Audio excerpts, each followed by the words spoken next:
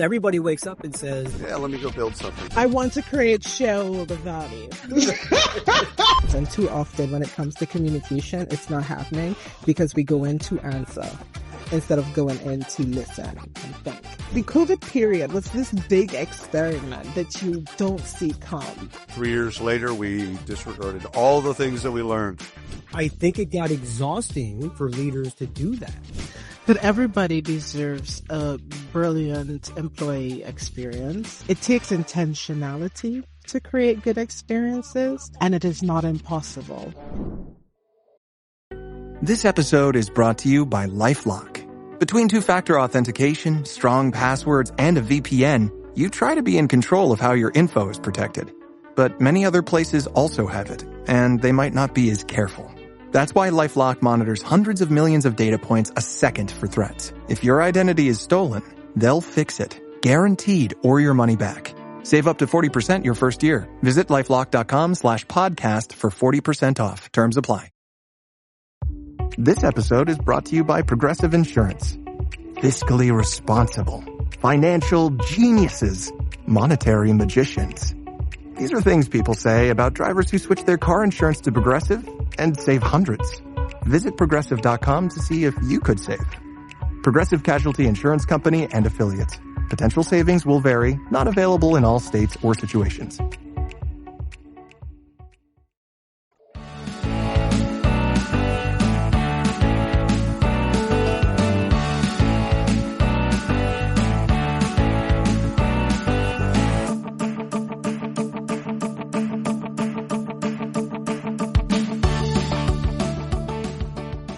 This is William Tincup and Ryan Leary. You are listening, hopefully watching, the You Should Know podcast.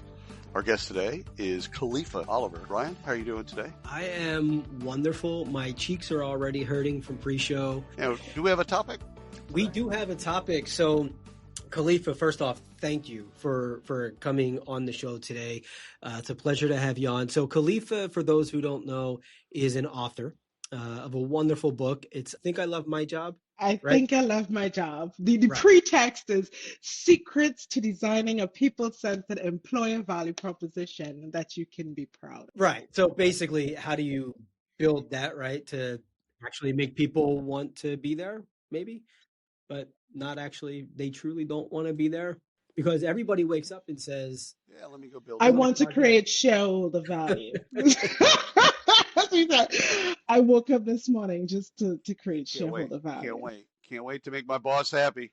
Can't wait. What do I got to do today to make my boss happy? And hopefully get him promoted. What can I do? Khalifa, take a moment, introduce yourself to the audience, and let us know who you are. Yes, who I am is such a philosophical question, right? So I won't go too deep in that. So Kalifa Oliver, I am an executive advisor and experience coach. If you hear an accent, originally from the Caribbean, so a hot-blooded Trini girl. So it's what I love to say. My background is industrial, organizational psychology, and people analytics, and my focus is always trying to find the balance between being data centered but also people centered in order to best create experiences that really align with both business outcomes for people and for the organizations. So, how do I find that balance? And it's the alignment that's the sweet spot, right? It's Yes. trying to find for both the employee and the company. And the company, because they often seem to be in competition with each other, and they don't have to be. They don't have to be. I don't know why we exist in this world of the or people or the business outcomes when it can be and. So I exist in the world of the and now. So I always ask the question, why can't it be both? How much of that is communication? A big part of it is communication, right? One of my friends, he owns a language company, a translation company, and we are talking about it. And I'm like, language is data, right? Data is a form of communication, and we don't necessarily take the time to interact with people well enough to understand how they feel, to align how they feel with an outcome. We go in with our own biases, we go in with our own interpretations, and too often when it comes to communication, it's not happening because we go in to answer instead of going in to listen and think. You know what I mean? And that's not an easy thing to do. Yeah. Listening is It hard. is hard. You can hear. I don't know if I'm listening. What's it? How, is it listen or hear? I always get that part confused. But there's a lot of times I listen to people, and it's in and out, in and out. Right. So I hear you you is hear, noise. yes, Yeah, I yes, listen to you is processed. yeah. yes, you So okay, so process then stuff. I hear a lot of people. I would say it that way. Yeah, but I'm listening to you. Sounds like I'm that was listening to you. redirected at me. Well, and this is the way I think of data, and this is why I think about people data all the time. The way I think about data is how I think about noise, since you brought it up, right? Yep. The music is the organization of noise in a way that makes sense to create an experience. That's exactly what data does, right? So, what I'm trying to do with data to create experiences is I'm trying to organize all the noise in the organization through ways of listening to employees in order to tell these stories that create these experiences, right? People with good experiences, they are more likely to help with the outcomes you want because you've created space that's not noise anymore. So if you ever think about a good experience, it's quiet.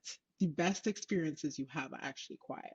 You know what I mean? And that's what listening is. You sit in the quiet so you could process the thing. Think of when you listen to your favorite song, right? You sit in the quiet to process the thing. So creating that space for quietness, how how do you do that? How do you do that effectively with employees? Because I feel like, and then this goes all the way up to the executives board. I think people generally are thinking about the next thing they're going to say, and so they're not necessarily listening. They're Mm-hmm. hearing, and Mm-hmm. maybe hearing selectively some of those things, but they're so much of the time, and this is just my perspective. I don't have any data to support this at all, but it seems like people are thinking about the next thing they want to say, which is how do you do both at the same time? Well, you don't have to. I think, have you ever heard of survey fatigue? Because, the easiest, fastest way to listen to employees is surveys, right? Because you get a lot at any given time. And people always talk about survey fatigue, but I don't believe in it. It doesn't exist. It's made up. Survey Right. fatigue is not a real thing. People are not tired of the tool. You can't blame the tool. It's the inaction that comes next that people are 100%. actually tired Mm. of. So it's inaction fatigue, right? But it's easy to blame the tool because that takes away accountability from the people who need to take the action. If you need to listen, you need to allow the data to tell you the story in its purest, rawest form. Well, And too often, when it comes to listening, they have something in their head.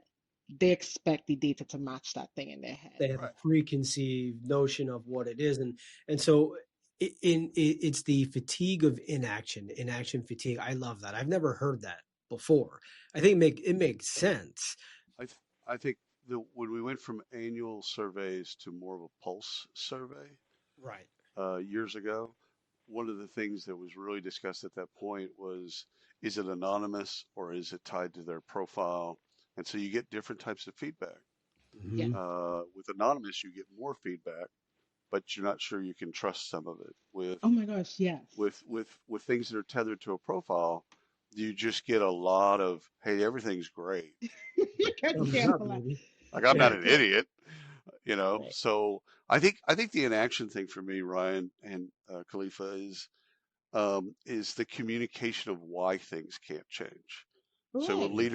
leaders understand, it's like, okay, you want this, and it looks like 98% of you want the same thing. Okay, here's why we can't do that.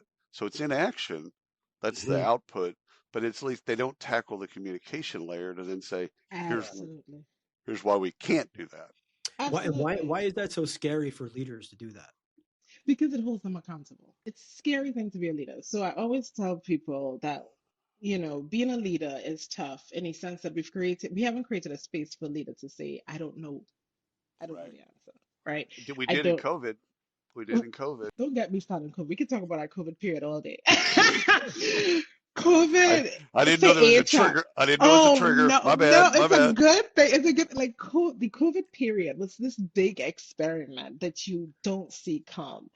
And for HR, it really put some stuff on the table about what organizations need to do and to treat people in different ways, to treat people and how to communicate with people. And it was a true exhibition of what people actually know about how to treat people Hmm. versus what we actually do. And then And 3 years so later, we we're disregarded back. all the things that we learned. I think Yes. Right, honestly, I think it right. got exhausting for leaders to do that. That was To a be lot of accountable. effort for To be them to be accountable. accountable, to To be communicate, accountable all the vulnerable, time, to everything. listen, to be vulnerable, so people revert back into, let's go back into this fear-based model. But the problem is people have seen a different way. So now you can't convince them, right? It's like, it's like if you show me luxury, Yeah, you Yeah, got me yeah. riding around in luxury and I'm starting to see that I can breathe and I could, I can live. Now you tell me we have to go back. I'm like, why? Yeah, yeah. I Why do I have to go I, back? I like that place. Go back I now. got a taste of Yeah, this pizza. I'm not giving it back. I'm not giving it Oh, back up to you. And so I think that's what it is, the accountability of it, because no, companies did not lose money during COVID, no, right? no, The no, no. average big corporation did not lose money. Many of them made even more That's right. money, but it was, we know how to treat you. Now we talk about AI and AI taking people's jobs and blah, blah, blah, blah, blah. And I have lots of thoughts on that. But I often say, if you wanted to replace people with technology, COVID was the perfect time to do it That because was. not only did you have control over what was happening with people, people died. You literally got Yeah. space in your You organization needed to replace something. that you needed to It was replace. justified. But instead, they double down on people centered approaches. They double down on empathy. They double down on treating people well. They double down on flexibility. They double down on communication because it means we know we need people and we know we should be good to people, right? But now that everybody's all right, can y'all forget that? Can you forget Nope. that? Yeah, this is the clip right here to pull out because I think you said that really well. You said that really well. That was the time. If you wanted to get rid of people, it was justified. At that point in time, you could do whatever you needed to do, Yeah, and it was I justified. don't think the technology was there yet. The use case podcast is where technology vendors get to talk about themselves. And it's a wonderful place for vendors, investors, and practitioners to listen to the story of the solution, the features, the benefits, the attributes, etc. And we get to know the CEO or founder during the call, and we also get to know the tech. So subscribe to the Use Case Podcast.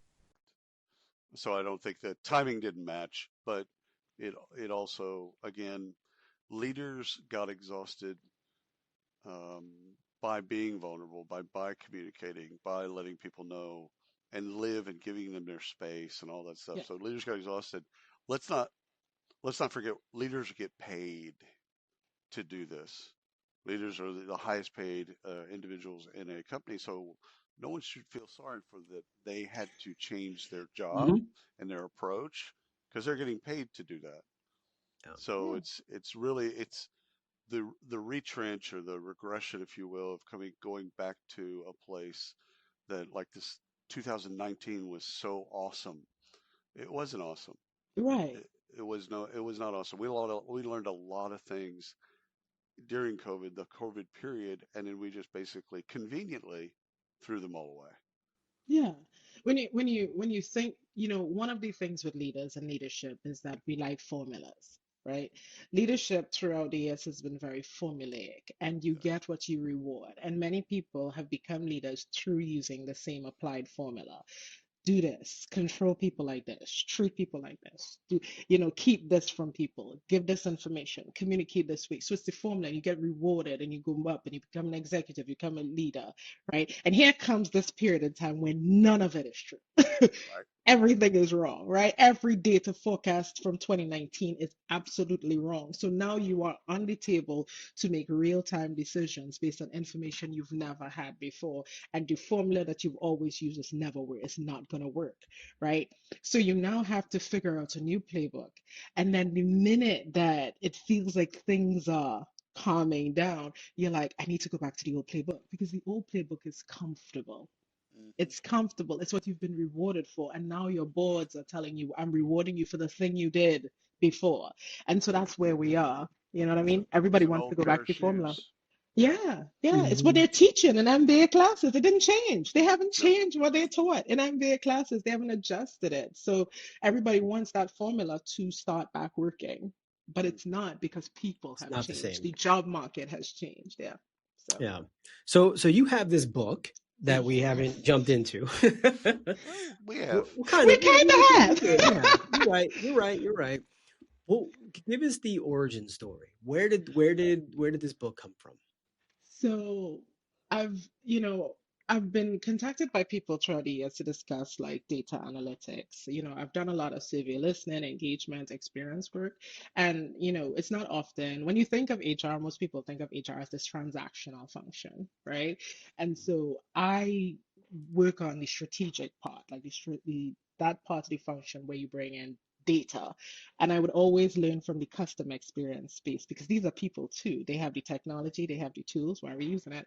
And so I started to talk and I started to post on LinkedIn. And my husband and other people always say, you should write it down. And I'm like, no, I'm not that interesting. Nobody wants to hear I'm not going to write it down. But I think the first trigger for me is I was laid off in what's it 2020, gosh, I can't remember now, 2012. I got laid off. And this was like 4 months after promotion. So I'm promoted to VP. And then the company, this is the only time where they have all these logistics issues and, after COVID and stuff. And so then I'm laid off and it's devastating, right? It's devastating. Mhm. And in my, like, I know better. I've been on other sides of layoffs and I know better. I know this information. I know this thing. And I felt like it didn't matter how good I was. It didn't matter how much I did, right? It didn't matter how much I put towards my job. I'm still a number in that Mm. moment. And then I went to another job. So I'm spending all this time kind of relearning who I am. I went to my therapist right after, and one of the first questions that stuck with me is, who are you without a job? And I couldn't answer, right? Your And identity. who was I? And then, I mean, and this is extra for even me. And then I went on a retreat with Jim Hookie, Ariel. She's perfect. So I went to Thailand. We did a retreat. And at the end of the retreat, I said, I'm going to write this book. I'm going to write this book, right? These are things that I know. These are things that I could share with the world. These are the impacts I can have. I don't want to be in control. I don't want to be controlled by these circumstances anymore. Let me Right. share. Let me invest in this thing. So I started writing this book. I made a decision to write the book, and then during that period, I worked at a new company. It was awful, and that one came to an end. But that end was different. I felt good about that, and I just kept writing. I kept writing, and then by the end of it, the book came out, and while I was thinking through, look, what is this is? I'm like, you know what is the question you want to answer all the time? People always ask you, do you like your job? And you're like, I think so. And I So keep- I think I love my job. And it's just this whole playbook on how do you create experiences for people from the time they, apply for your job to the end. How do you use data? And why is experience is important? Because we all talk about this employer value proposition, and that's what that book is. For me, it listening to you and also the title of the book, I think it's moment by moment.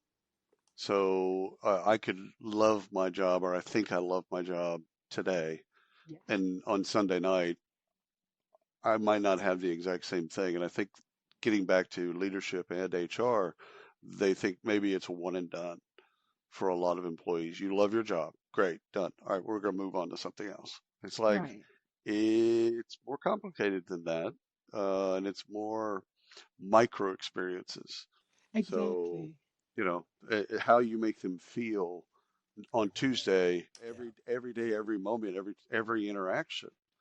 There's got to be a way of then putting your thumb on how they feel is Right. important to how they create outcomes that are in alignment with the business and all that stuff. Exactly. And when you think about experiences, any experience that you have, the best example I give is if you go on vacation, right? If you go on vacation and you have a really good experience, Like you don't think about how good it was until people That's right. ask you about your vacation, You're just right? in You're the like, moment. oh, right, because you live in the moment of the That's right. vacation. As you But should. when your vacation sucks, Oh, yeah.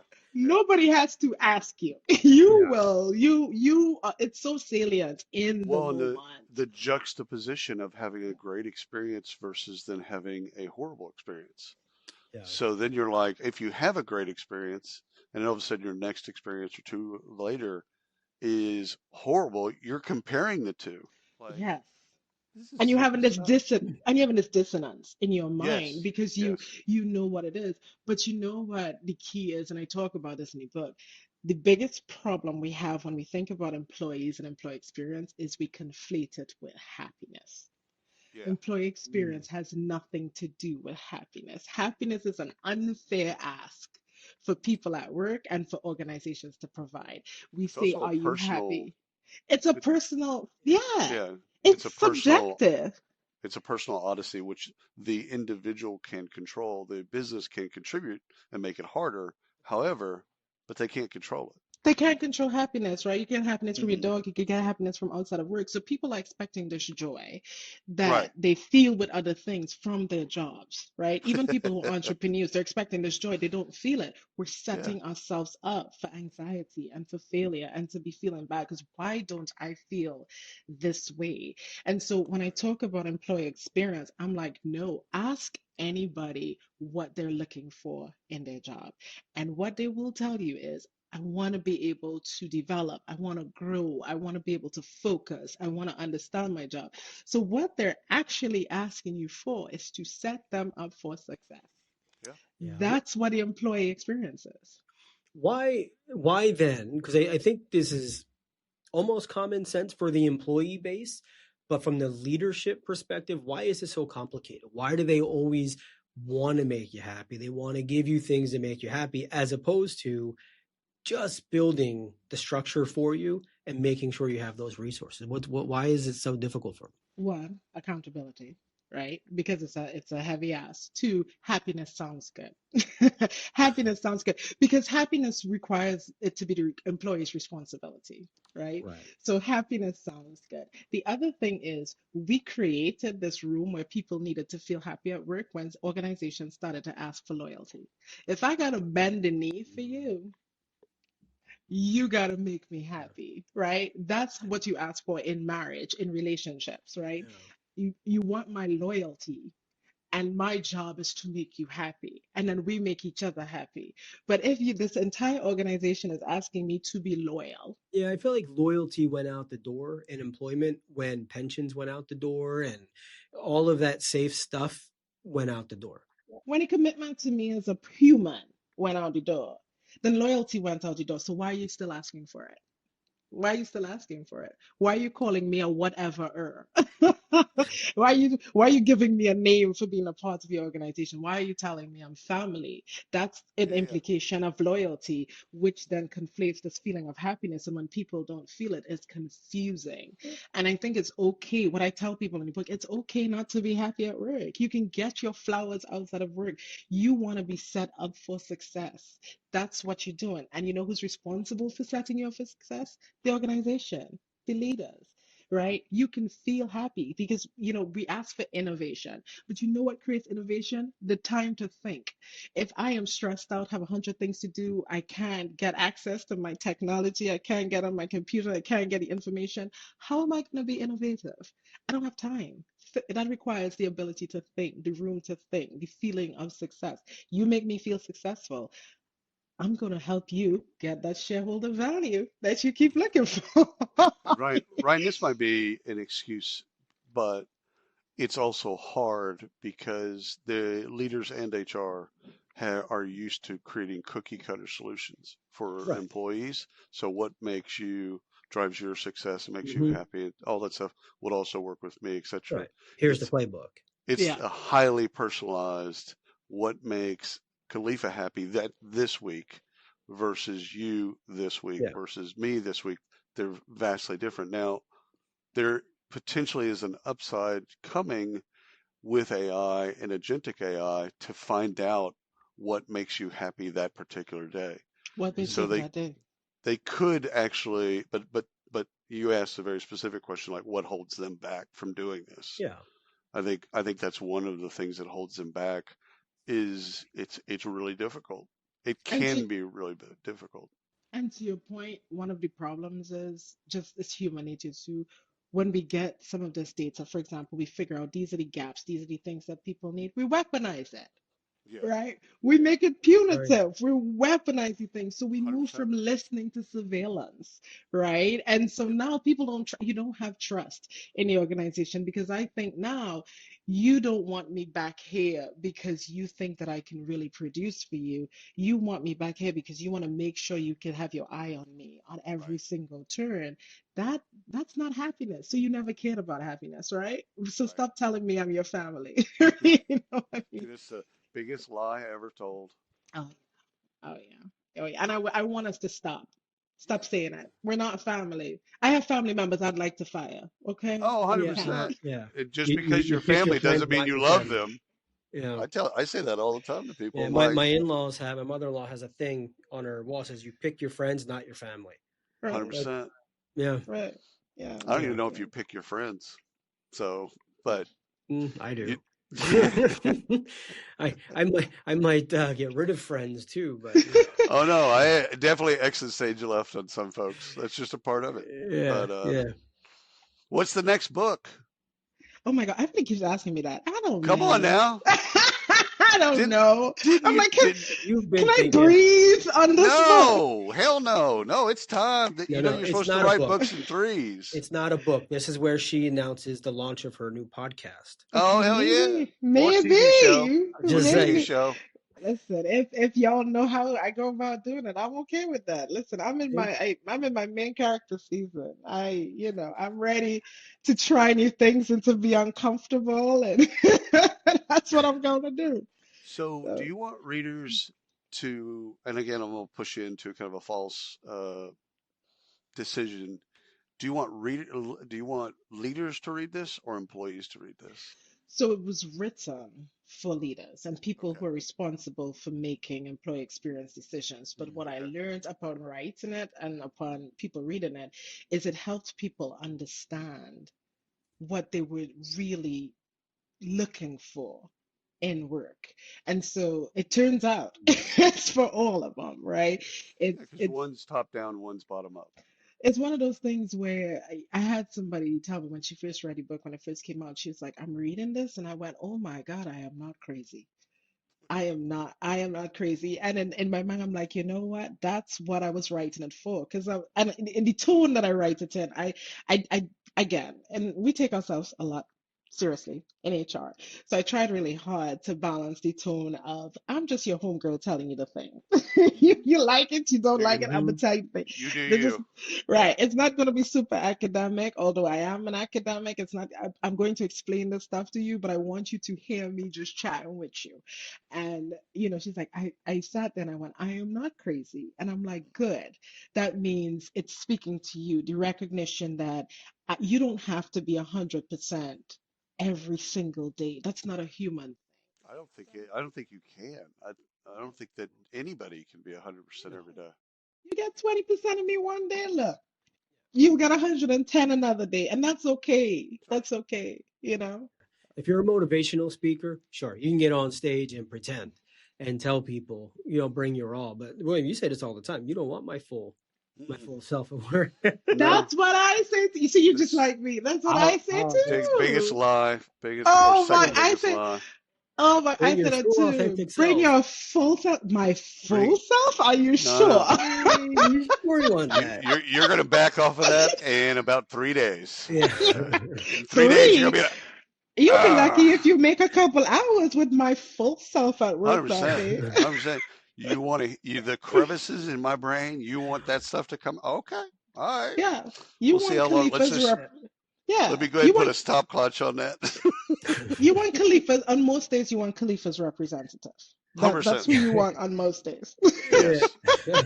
And even that might be too much for people. Might have to tone that shit down just to Right. get to a place because they can't handle it. They Right. say it's again. They say, "Oh, your family. We want you to bring your whole self to work." I'm like, Right. dude, Mm-mm. stop. Like Yeah. seriously. It's a trap. That's where investigations start to happen, and yeah, all of Well, that stuff. well, Mm. mine would be dark. Hi, I'm Carmen Hudson. I'm the host of the Recruiting Book Club, and we're starting our second season. I'm so excited to bring to you another set of guests of recruiters who have written books. We are excited to have some very special guests this season. We've got Shally, we've got Craig Fisher, James Ellis, and quite a few other people that we're going to bring on board to tell us about what they wrote, why they wrote it, and maybe we'll veer off into a conversation about recruiting on all types of topics and subjects that happen in our industry. So I hope you can join us.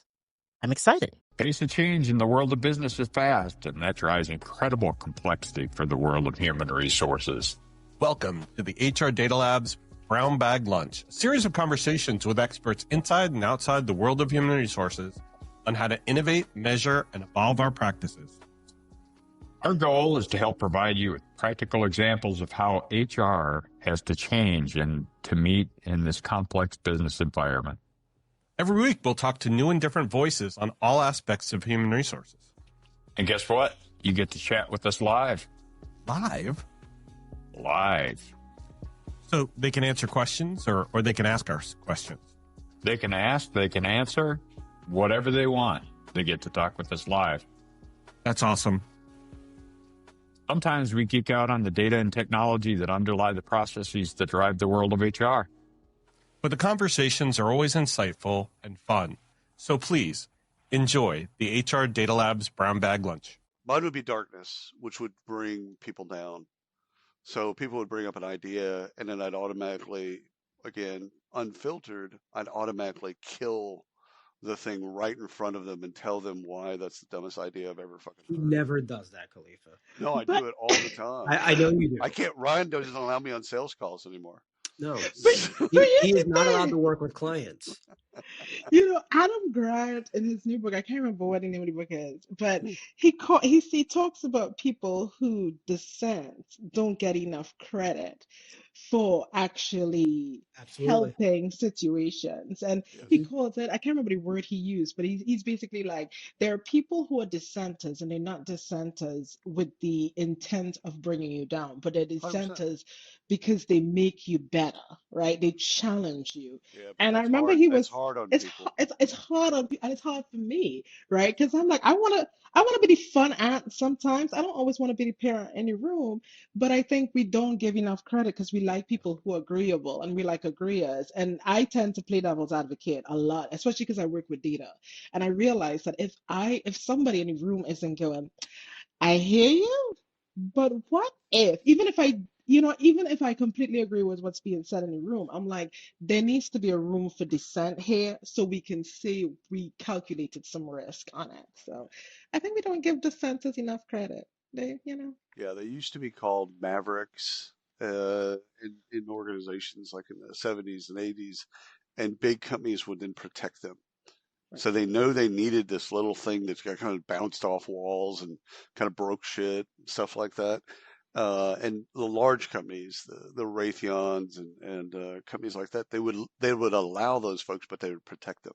Right. Not now. Not now. Dissenters are targeted, dissenters Oh yeah. are set up, Oh, I'd be dissenters are canceled. laid off, put out. Yeah, they're put Should out. I? And I'd yeah, be canceled in a day.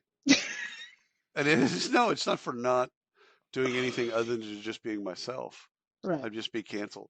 And it's right. like, that's okay. Well, I get it. That's cool. But I think bigger companies that allow dissent and allows disagreement. I mean, if you break it down into something similar or simple elements, it's like conflict.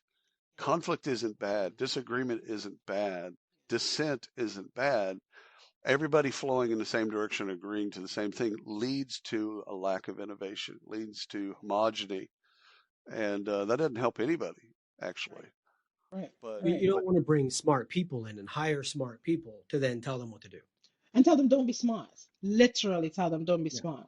most women, especially in the 80s, I won't say now because I have no idea what women do now, but in the 80s, they would like a guy and then want to change the guy. Yeah. It was one of those things they would meet someone and like that version of the person, and then immediately want to take that person and change them and mold them into someone that they're not. That's what they talk about women like And projects. I'm not saying all women No, did that. I'm just no. But that's what people say. Like women like projects, men don't really change. That's what people oh, say. Women like projects, 100%. men don't really change. So when the project doesn't change, then My you're my we, mad. my wife, we've been married 31 years. We've been dating whatever 33 years. She still to this day is like, if you could just change this one thing. I'm like, I'm with her. I'm with her. dude, seriously, Not gonna lie. you've been here the whole time. Come on Not gonna now. lie. Right, Yeah. but your metaphor is correct. You bring in somebody. Let's use the word ambition, and Right. I talk about it. Oh, You that's a see good one. all these job descriptions. I want an ambitious person. I want people to be Mhm. ambitious. I want them to be Mhm. this. Then they Do come in you? and they're ambitious. Then you say you're a job hopper. You say you want them to outgrow. That's what ambition is. You Relax, want them slow to down. constantly look to the Yeah. next step. Now you're like, oh, you're a problem, Take your right? time. Take your Right. So time. you Really didn't want an understand. ambitious person. You No. just like the word ambitious. That's That's right. it. You know what I mean? What do you hire? What do you hire for? Like if you're hiring, do you have characteristics that you like in people? I really like the ability to learn. I think I call it, I want you to really have intellectual curiosity. I want you to be able, I think the most intellectually curious people I know also am willing to say, you know what, I'm not sure what the answer is, right? That I like that because those people are willing to stretch, to grow, to learn. They're willing to speak up when they know something, but they're also willing to be humble enough to say, I do not know the answer. Yeah, I got no idea. Yeah, some of the best leaders I work with, I've ever worked with, go, I don't know what you're talking about. Men have a difficulty in general. Men have difficulty doing that. Well, there's a It's like correlation. asking for directions, right? Yeah. Men are Oh horrible at God, that. don't So start you know what I'm me saying? with that. You know what I'm saying, right? So it's like I am men have married, I sorry. know. I ask Okay. all the time. Men have difficulty saying I'm sorry. That's a great idea. You're right. I was wrong. Like I got a whole list of these things that I look for in men that His are wife around probably has me. a list somewhere. Like, Oh yeah, this I is what he do. I won't do. say. I'll send it to you. I'll send it to you. I literally have a list and I look for it in characteristics in men that are around me. I'm like, if you can't say that you're sorry, I don't want to be around you. Because it's Oh, not man. rewarded. It's That's not right. rewarded, right? And That's right. it comes back down to the formula, right? Yep. That's a good point. There are things that are not rewarded. So This is the way we go. We got to go this way. right, as a woman, me saying sorry is rewarded, right? Yeah. But for a man saying I don't know, I don't understand, it's not rewarded. So just like any other culture, you get what you reward. Right. And that's how you create experiences in organizations and culture and experiences. You're rewarding things. Even if you don't think you're rewarding it, that's exactly what you're rewarding. When the man talks over the woman in the meeting and nobody says anything, you're rewarding the behavior. When you have a toxic salesperson who is, getting all these sales and getting all these big bonuses, but they're creating a toxic environment, you're rewarding it. So what does everybody learn? That toxicity is what you reward. And so this is where we are. So, Khalifa, I know we've got to let you go, but give us the throughput here on the book. What's the message you want people to get out of this? That everybody deserves a brilliant employee experience, and that it takes intentionality to create good experiences, and it is not impossible. Nope. You do not have to put creating experiences and caring about people and setting them up for success as something in competition with your business outcomes. You can do both. Treat people well and make money. Drops mic. Walks off stage. This has been awesome. I could talk to you for another couple of hours. Seriously. It's so awesome. Thank you so much for carving out time for us and talking about your book. This has been wonderful. I've had so much fun. Anyhow, thank you again, and thanks for the audience for listening and watching. Until next time.